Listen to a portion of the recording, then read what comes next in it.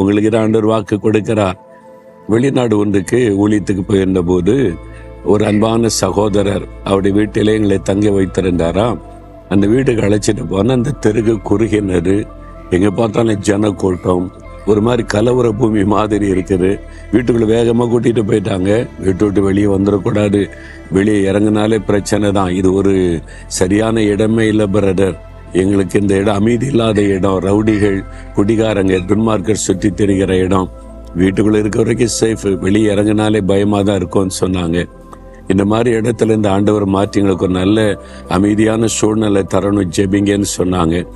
உண்மையிலே அது ஒரு வேதனையான, ஒரு சந்தோஷமா வாழ முடியாத சூழ்நிலை தான். பயந்து அவங்களுக்காக ஜெபித்துட்டு வந்தோம். ஒரு வருஷம் கழிச்சு போனா சொந்த வீடு வாங்கிட்டோம். இப்ப நிலையா குடியிருக்கிற இடம் ஆண்டவர் தந்துட்டாரு. அந்த இடத்தை கூட்டு போனா ரொம்ப அமைதியா இருக்கு. ரோடு பெருசா இருக்குது, நல்ல மரங்கள் இருக்குது, செடிகள் இருக்குது, வீட்டுக்கு வெளியில ஒரு அமைதியான சூழ்நிலை. சொன்னாங்க, முன்பு இருந்த இடத்துக்கு இருக்கிற எவ்வளவு பெரிய வித்தியாசம். ஆமா பிரதர், ஆண்டவர் ஜெபத்தை கேட்டு எங்களுக்கு ஒரு சமாதானமான ஒரு குடியிருப்புக்குள்ள கத்தர் கொண்டு வந்துட்டாரு. சூழ்நிலை இந்த பக்கத்து வீட்டுல இருக்கிறவங்க ரொம்ப அமைதியானவங்க, நல்லவங்க. இந்த இடமே ஒரு அமைதியா இருக்கும், ஒரு சமாதானமா இருக்கும்னு சொன்னாங்க. வாக்கிங் போறதுக்கெல்லாம் மகிழ்ச்சியா இருக்கும்னு சொன்னாங்க. இதுதான் ஆண்டவர் கொடுத்த வாக்கு. சமாதான தாபரங்களிலே நான் குடியிருக்க பண்ணுவேன். யார்? என்னுடைய ஜனம். நீங்க அவருடைய ஜனமா இருக்கிறீங்களா?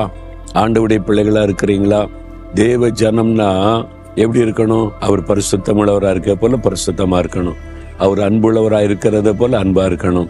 அவர் சாந்தமா இருக்கிற மாதிரி சாந்தமா இருக்கணும். அப்பதானே தேவ ஜனன் சொல்ல முடியும்.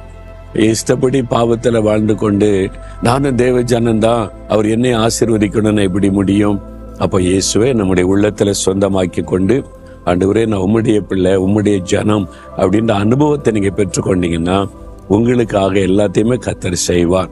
சமாதானமான தாபரங்களிலே தங்க வைப்பார், நிலையான இடத்துல குடியிருக்க பண்ணுவார், உங்களுக்கு செய்வார்.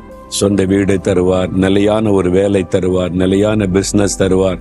அலைஞ்சுக்கிட்டே இருக்கிறோங்க, அப்படியே ஒரு நிம்மதி இல்லாம இருக்கிறோன்னு நினைக்கிறீங்களா? இன்றைக்கு அந்த வாக்கு தத்தத்தை சொல்லி ஜெபிங்க. ஒரு நல்ல ஒரு ஆசீர்வாதமான ஒரு இடத்துல உங்களை குடியிருக்க கர்த்தர் ஆசீர்வதிப்பார். விசுவாசிக்கிறீங்களா? இயேசுவே நான் உங்க ஜனமா இருக்கணும், எப்பவும் உங்க பிள்ளையா உங்களுடைய குடும்பமா நாங்க இருக்கணும், நாங்க சமாதானமான இடத்துல நிலையான இடத்துல ஆண்டவரே சந்தோஷமா நாங்க குடியிருக்கும்படி செய்வேன்னு வாக்கு கொடுத்திருக்கிறீங்க. எங்களுக்கு சொந்தமா ஒரு இடத்தை கொடுத்து அந்த இடம் சமாதானமா நிம்மதியா பாதுகாப்பா இருக்கும்படியான ஒரு இடத்தை அருளி எங்களை ஆசீர்வதியும். இயேசுவின் நாமத்தில் ஜெபிக்கிறேன் பிதாவே. ஆமேன், ஆமேன்.